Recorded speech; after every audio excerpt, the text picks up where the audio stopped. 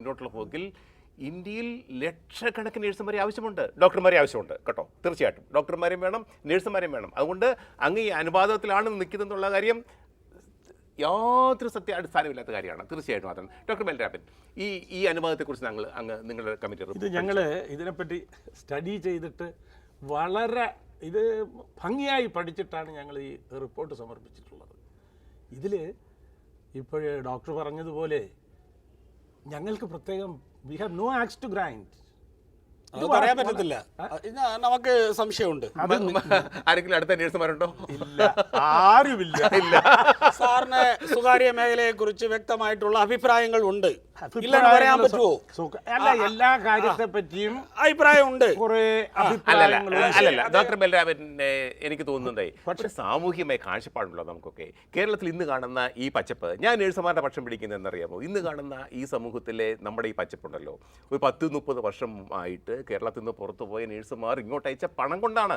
അതാണ് പ്രത്യേകിച്ച് മധ്യ തിരുവിതാംകൂർ ഇവിടെയൊക്കെ കാണുന്ന ഈ പുറത്ത് കാണുന്ന ഈ സമ്പൽ സമൃദ്ധിയുടെ അടിസ്ഥാന കാരണം നേഴ്സുമാർ കഷ്ടപ്പെട്ടുണ്ടാക്കിയ കാശ് തന്നെയാണ്. എന്നിട്ട് ഇന്നത്തെ നേഴ്സുമാർക്ക് വീട്ടു ജോലിക്ക് നിൽക്കുന്നവരുടെ ശമ്പളം കൊടുക്കില്ലെന്ന് പറഞ്ഞാൽ കേരള സമൂഹം ലജ്ജിച്ച് തലതാഴ്ത്ത് കാണുന്നത് യാതൊരു സംശയമില്ല. ഇന്ന് സ്വകാര്യ ആശുപത്രികൾ വലിയ ചൂഷണ കേന്ദ്രങ്ങളായിരിക്കുന്നു. ഒരു ചൂഷണവും നമ്മുടെ കേരളത്തെ രാഷ്ട്രീയ സാമൂഹ്യ പശ്ചാത്തലം നോക്കുമ്പോഴത്തേക്കുണ്ടല്ലോ, ഈ ചൂഷണത്തിനെതിരെ അടിച്ചമർത്തിനെതിരെ പടപൊരുതി ഒരു ജനതയാണ് കേരള ജനത. അപ്പോൾ ഈ 21-ാം നൂറ്റാണ്ടിൽ 2011-12 കാലഘട്ടത്തിൽ ഇതുപോലൊരു ചൂഷണ വ്യവസ്ഥ നമുക്കിടയിൽ നിൽക്കുന്നുണ്ട് എന്ന് അറിയുന്നത് തന്നെ ഭീകരമായ അവസ്ഥ. ആ ശബ്ദത്തിനെതിരെയാണ് ഞങ്ങളെപ്പോലുള്ളവർ ഫൈറ്റ് ചെയ്യുന്നതെന്ന് മനസ്സിലാക്കുക. ഇന്ന് പാവപ്പെട്ട കുറേ നഴ്സുമാർ ഇറങ്ങി സമരമെന്ന് പറഞ്ഞ് വന്നപ്പോൾ അവരുടെ നേരെ പ്രയോഗിച്ചത് എന്തൊക്കെയാണ്? ആയുധങ്ങൾ വരെ. ഇത് ലജ്ജാകരമായ ഒരു സിറ്റുവേഷനിലേക്ക് പോവുകയാണ്. ഡോക്ടറുടെ ആശുപത്രി അല്ല ഞാൻ ഈ പറയുന്നത്. പക്ഷേ ആ ഒരു സിറ്റുവേഷൻ എങ്ങനെ നമ്മൾ ഫേസ് ചെയ്യും? ഈ സമൂഹത്തിനെ വിട്ടിട്ട് നമുക്ക് ഒറ്റയ്ക്ക് ഒരിക്കലും നിൽക്കാൻ സാധ്യമല്ല. സാറ് വികാരനാണ്. ഒരു കമ്മീഷൻ അങ്ങനെ സാറ് മാത്രമല്ല, പഠിക്കാൻ സാറ് മാത്രമല്ല, കേരളത്തിലെ സമൂഹം മുഴുവൻ വികാരമാണ്, വികാരപരമായിട്ടാണ്. കേരളത്തിന്റെ മോഡൽ പൊഴിഞ്ഞു പോകും. എന്താ കേരള മോഡൽ എന്താണ്? നഴ്സുമാരുടെ മോഡൽ എന്താ? ഡോക്ടർ പറയട്ടെ. ഈ കേരളത്തിന്റെ ഈ നഴ്സുമാരുടെ അവസ്ഥ വരാൻ കാരണം എന്തുവാ? ഓരോരോ സർക്കാരും സ്വകാര്യ മേഖല ആശുപത്രികളെ ഷോപ്സ് ആൻഡ് കമേഴ്ഷ്യൽ എസ്റ്റാബ്ലിഷ്മെന്റിലിരുന്ന് എക്സംപ്റ്റ് ചെയ്തിട്ടുണ്ട്. എന്തുകൊണ്ടാണ് എക്സംപ്റ്റ് ചെയ്തത്? ഈ ആശുപത്രികൾക്ക് വേണ്ടി പ്രത്യേക ഒരു നിയമം ഇല്ല. ഇത് ഒരു പ്രൊഫഷണൽ ഇൻസ്റ്റിറ്റ്യൂഷനാണ്. എന്നാൽ ഇതിൻ്റെ ഗവേണൻസ് കടകളും കച്ചവടങ്ങളും ഇതാണ് ഈ act, shops and commercial establishment ആക്റ്റാണ് ഇതിനെ റൂൾ ചെയ്യുന്നത്. ഇത് ഒരു സ്പെഷ്യൽ നേച്ചറിനുള്ളത് റെക്കഗ്നൈസ് ചെയ്തിട്ടില്ല. ഗുഡ് ഗവേണൻസ് ആണ് നമ്മൾ ആവശ്യപ്പെടുന്നത്. 51 നിയമങ്ങളുണ്ട് ഇന്നത്തെ ആശുപത്രികളെ. പക്ഷേ ഞാൻ പറയട്ടെ, ഈ ആശുപത്രിയെ കച്ചവട സ്ഥാപനങ്ങളാക്കിയത് ആര്? അതാണ് ചോദ്യം.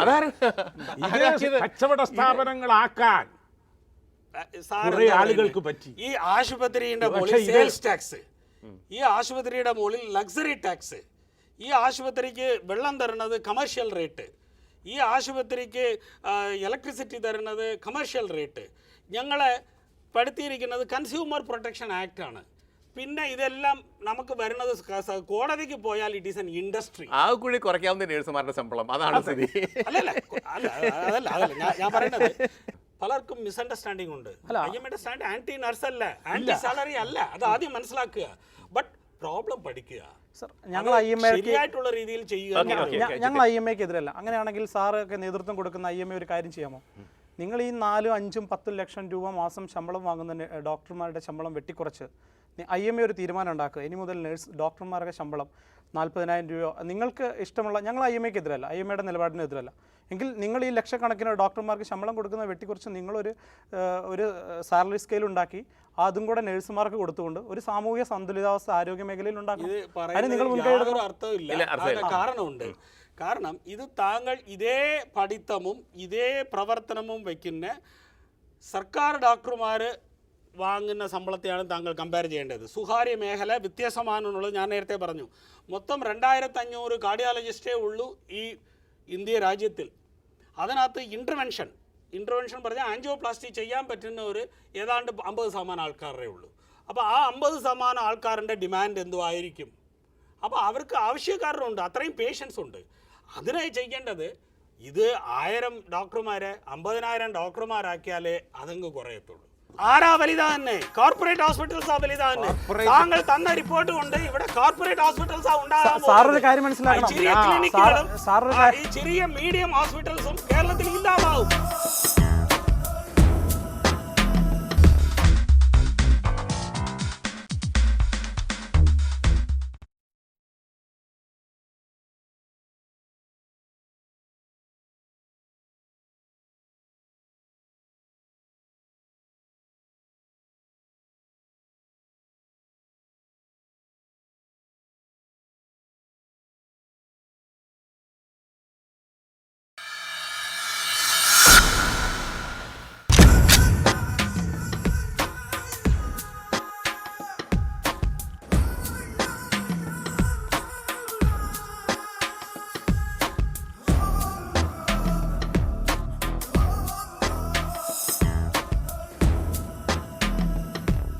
കേരളത്തിലെ നേഴ്സുമാരുടെ ആവശ്യങ്ങളും പരാതികളും പരാധീനതകളും കേരളത്തിലെ സമൂഹത്തെ വേദനിപ്പിക്കുന്ന വിഷയമായിട്ട് മാറിയിരിക്കുകയാണ്. കുറേ മാസങ്ങളായിട്ട് സമര രംഗത്താണ് നേഴ്സുമാരെ സഹായിക്കുന്ന തരത്തിലാണ് ഡോക്ടർ എസ് ബലരാമൻ്റെ നേതൃത്വത്തിലുള്ള ഒരു കമ്മിറ്റി റിപ്പോർട്ട് സമർപ്പിച്ചിരിക്കുന്നത്.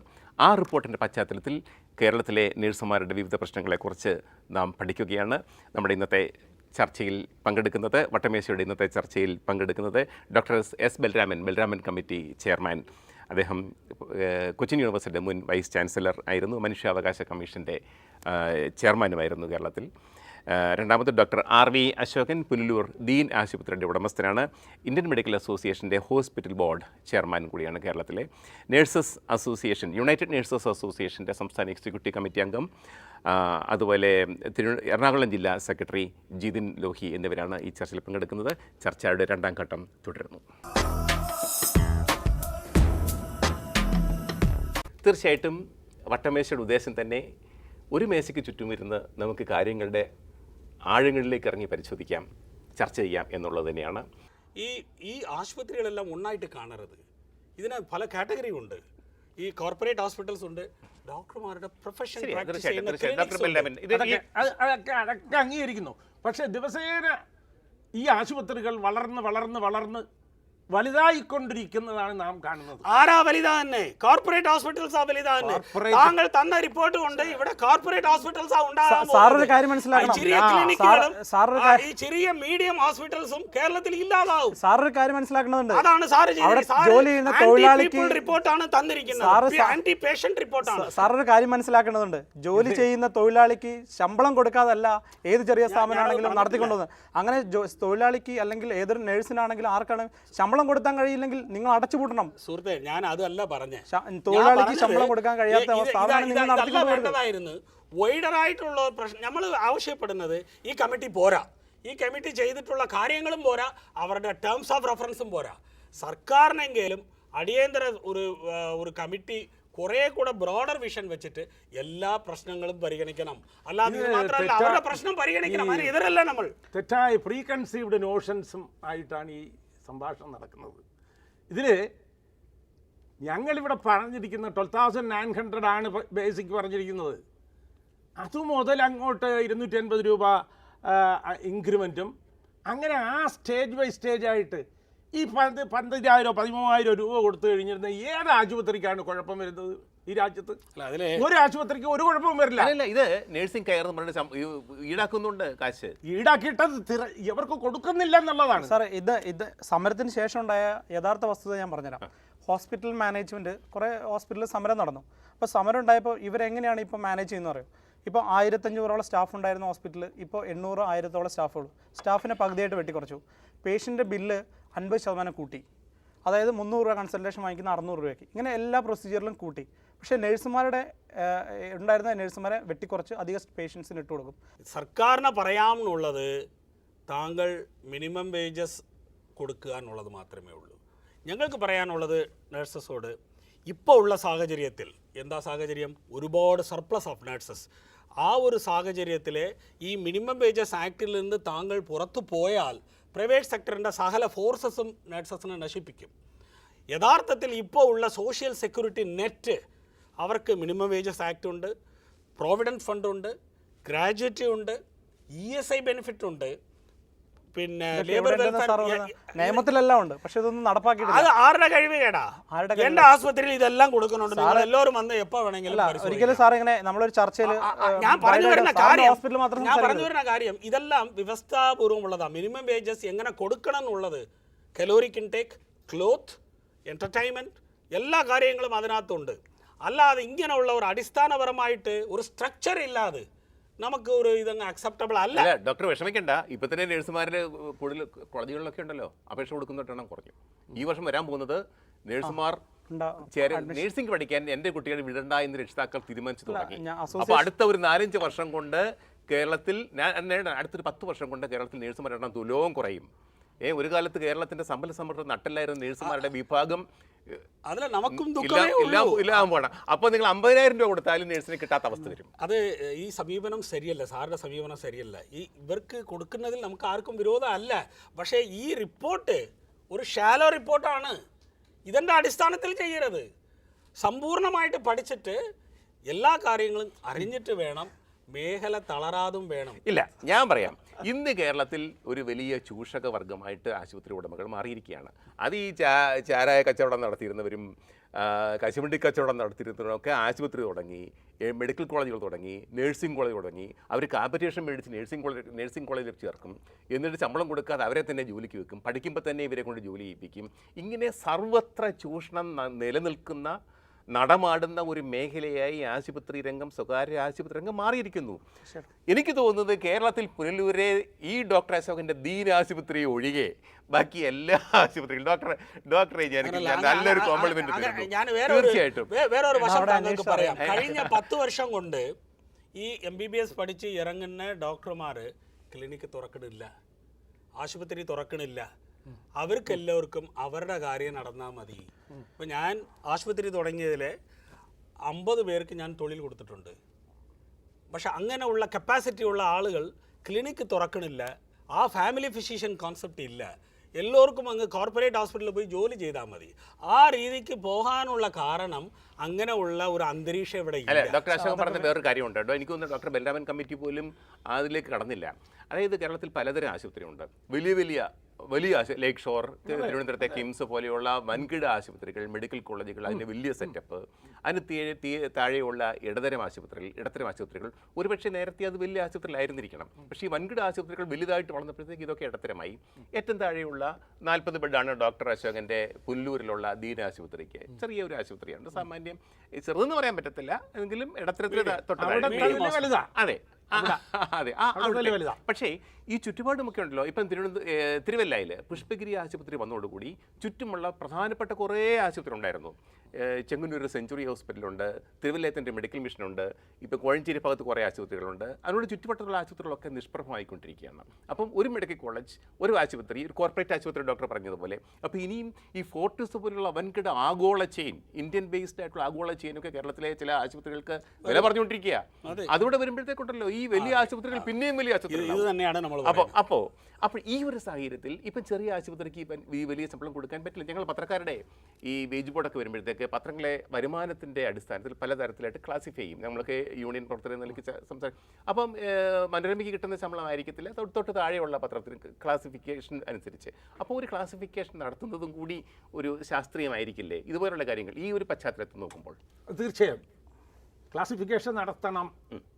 ക്ലാസിഫിക്കേഷൻ നടക്കുന്നതിലേക്ക് വേണ്ടി ഇത് യുഗയുഗാന്തരങ്ങളായി കാത്തിരിക്കുന്ന ഒരു പ്രവണതയാണ്. ഈ ഇപ്പോൾ ഒന്ന് പറഞ്ഞു കഴിഞ്ഞിരുന്നാൽ വരട്ടെ, അടുത്ത കമ്മിറ്റിക്ക് വയ്ക്കാം, അടുത്ത ഇതിലേക്ക് പോകാം എന്നൊക്കെ പറഞ്ഞ് മാറ്റി ഒരു കാരണവശാലും ഇത് അംഗീകരിച്ചു കൊടുക്കാൻ സാധ്യമല്ല. ഇപ്പോൾ തന്നെ ഈ പ്രൈവറ്റ് മേഖലയും ആശുപത്രികളും എല്ലാം ഏത് വിധത്തിൽ എങ്ങനെയോ നടന്നു പോകുന്നു എന്നുള്ളതേ ഉള്ളൂ. ഇത് രംഗം കലുഷമായി കഴിഞ്ഞിരുന്നാൽ ഇവിടെയൊന്നും നിൽക്കില്ല എന്നുകൂടി പറയുവാൻ ഞാൻ ഈ അവസരം വിനിയോഗിക്കുകയാണ്. ഇത് നിങ്ങളുടെ ഇനിയിപ്പോൾ നമുക്ക് ഇവിടെ വാദങ്ങളേക്കാം, ശരിയായിട്ടുള്ള ഈ രംഗത്തെ സ്ഥിതിവിശേഷം എന്താ? സാർ പറഞ്ഞാൽ ഇപ്പോൾ ആരോഗ്യ മേഖലയിലുള്ള പ്രശ്നം യഥാർത്ഥത്തിൽ ഇല്ലാത്തത്, ഇപ്പോൾ നമുക്ക് ഒരു ഉദാഹരണം, തൃശ്ശൂർ മെട്രോ ഹോസ്പിറ്റലിൽ 48 ദിവസമായിട്ട് മിനിമം വേസിന് വേണ്ടി സമരം നടന്നുകൊണ്ടിരിക്കുകയാണ്. 2009 മിനിമം വേസിന് വേണ്ടിയിട്ട് സമരം നടന്നു. അപ്പം അവർക്കെതിരെ ഒരു നടപടി എടുക്കാനുള്ള ഒരു തക്കതായ നിയമം ഇന്ന് നിലവിലില്ല. അപ്പം ശരിക്കും പറഞ്ഞാൽ ഒരു നിയമനിർമ്മാണം അത്യാവശ്യമായിട്ട്, ഈ സാറ് നേരത്തെ പറഞ്ഞാലേ ഈ കോടതിയിലുള്ളത് 2009 പ്രോസിക്യൂഷൻ മാത്രമേ സ്റ്റേ ഉണ്ടായിരുന്നുള്ളൂ, അല്ലാതെ അത് നടപ്പിലാക്കാൻ വേണ്ടിയിട്ട് സ്റ്റേ ഒന്നും ഉണ്ടായിരുന്നില്ല. പ്രോസിക്യൂഷൻ എന്നിട്ട് നിയമപരമായിട്ട് ഒന്നും എടുക്കാൻ സർക്കാരിനോ ആർക്കും സാധിക്കുന്നില്ല. അപ്പോൾ അതാണ് യഥാർത്ഥമായിട്ടുള്ള പ്രശ്നം. പിന്നെ യഥാർത്ഥ പ്രശ്നങ്ങളിലേക്ക് കടന്നാൽ ഈ Balram committee, doctor Balram committee സമർപ്പിച്ച എല്ലാ പ്രശ്നങ്ങളും ഇതുതന്നെയാണ് ഞങ്ങളുടെ യഥാർത്ഥ മുഖം.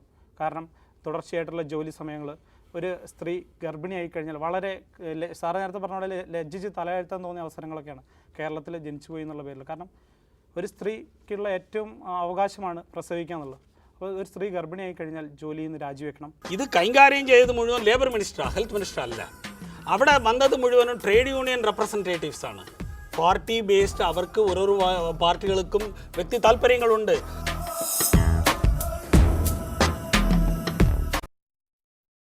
ഏതൊക്കെ ജില്ലകളിൽ ഇത് സംഘടന ശക്തി പ്രാപിച്ചു? ഞങ്ങളുടെ എല്ലാ ജില്ലകളിലും സംഘടനയുണ്ട്. ഇപ്പോൾ ശക്തി വേറെ സംഘടനകളുമില്ലേ നഴ്സുമാരുടെ? ഇപ്പം നമുക്ക് സോഷ്യൽ നെറ്റ്വർക്കൊക്കെ സൈറ്റ് സെർച്ച് ചെയ്താൽ കാണാം, ഏകദേശം 20ഓളം നഴ്സിംഗ് സംഘടനകളുണ്ട്. അപ്പോൾ എല്ലാ സംഘടനകളെയും ഒബ്ജക്റ്റീവ് ഒന്ന് തന്നെയാണ്. അപ്പോൾ ഞങ്ങളുടെ അവകാശങ്ങൾ നേടുന്നവരെ ഞങ്ങൾ സമരം തുടരും. അത് ശക്തമായിട്ട് തന്നെ ഞങ്ങൾ. അത്രയ്ക്ക് സംഘടന ശേഷി ഉണ്ടോ നിങ്ങൾക്ക്? രാഷ്ട്രീയ പാർട്ടികളുടെ ഒന്നും പിന്തുണ ആയിട്ടില്ല എങ്കിലും ചില കേരളത്തിലെ രാഷ്ട്രീയ പാർട്ടികൾ എന്ന് പറഞ്ഞാൽ പൊതുസമൂഹത്തിൽ വരുന്ന ഏത് പ്രശ്നങ്ങളും ഒരു സാമൂഹ്യ പാർട്ടികൾക്ക് ഇടപെടേണ്ടി വരും. അപ്പോൾ ഞങ്ങളുടെ സമരങ്ങൾക്ക് എല്ലാ യുവജന പ്രസ്ഥാനങ്ങളുടെയും പിന്തുണയുണ്ട്, എല്ലാ രാഷ്ട്രീയ പാർട്ടികളുടെയും പിന്തുണയുണ്ട്, കേരള സമൂഹത്തിൻ്റെ മുഴുവൻ പിന്തുണ. എനിക്ക് ഈ പോയിന്റിൽ ഒരെണ്ണം പറയാനുണ്ട്. ഇത് UNA സംബന്ധിച്ചിടത്തോളം അല്ലെങ്കിൽ നഴ്സിംഗ് അസോസിയേഷൻസെ സംബന്ധിച്ചിടത്തോളം അവർക്ക് ഡെഫിനറ്റ്ലി ഇതിനകത്ത് ഒരു സ്പേസ് ഉണ്ട്. അവരെ ഞങ്ങൾ അംഗീകരിക്കുന്നത് പ്രൊഫഷണൽ സംഘടനയായിട്ടാണ്. ഇതിൽ നമ്മൾ കേരള സമൂഹം കണ്ണടയ്ക്കുന്ന വേറൊരു കാര്യമുണ്ട്. ഇതിനകത്ത് രാഷ്ട്രീയ രീതിയിലുള്ള ട്രേഡ് യൂണിയൻ സംവിധാനങ്ങൾ ഈ ഹെൽത്ത് മേഖലയിൽ ആവശ്യമാണോ? ആർമിയിലും പോലീസിലും വേണ്ടാനുണ്ടെങ്കിൽ സംഘടനകൾ വേണം, അവരുടെ ആവശ്യങ്ങൾ നേടിയെടുക്കണം പ്രൊഫഷണൽ സംഘടനകൾ. പക്ഷേ രാഷ്ട്രീയ ട്രേഡ് യൂണിയൻസ് ഇത് കൈകാര്യം ചെയ്തത് മുഴുവൻ ലേബർ മിനിസ്റ്റർ, ഹെൽത്ത് മിനിസ്റ്റർ അല്ല. അവിടെ വന്നത് മുഴുവനും ട്രേഡ് യൂണിയൻ റെപ്രസെൻറ്റേറ്റീവ്സ് ആണ്. പാർട്ടി ബേസ്ഡ്, അവർക്ക് ഓരോരോ പാർട്ടികൾക്കും വ്യക്തി താല്പര്യങ്ങളുണ്ട്. അവിടെ തീരുമാനിക്കുന്നത് ഇൻഡസ്ട്രിയൽ റിലേഷൻ കമ്മിറ്റി വേണം, ഓരോരോ ആസ്പത്രിക്കും വേണം. ഇത് പേഷ്യൻ്റെ പോയിന്റ് ഓഫ് വ്യൂവിലിരുന്ന് ശരിയാണോ? ഇതും ആശുപത്രികൾ ഒരു ചെയിൻ ഓഫ് കമാൻഡ് ഉള്ളതാ. ഈ ട്രേഡ് യൂണിയൻ്റെ വരവ് കൊണ്ട് ഈ ചെയിൻ ഓഫ് കമാൻഡ് തകർന്നുള്ളത് കൊണ്ടല്ലേ ആർമിയിലും ഇവിടെയും വെക്കാത്തത്. ഇത് കുറേ കൂടെ ഇമ്പോർട്ടൻ്റ് ആയിട്ടുള്ളൊരു മേഖലയാണ്.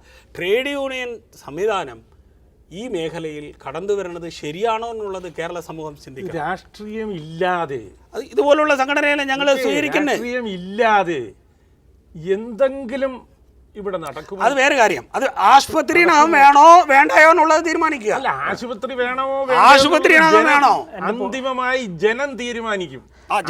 ജനം തന്നെ തീരുമാനിക്കാനാ വരരുത്, കൊണ്ടുപോകരുത്. നിങ്ങൾ ജനങ്ങൾ തന്നെ തീരുമാനിക്കാൻ പറയുന്നത്. കാരണം ഇപ്പൊ തീരുമാനിച്ചില്ലെങ്കിൽ ചിലപ്പം പിന്നീട്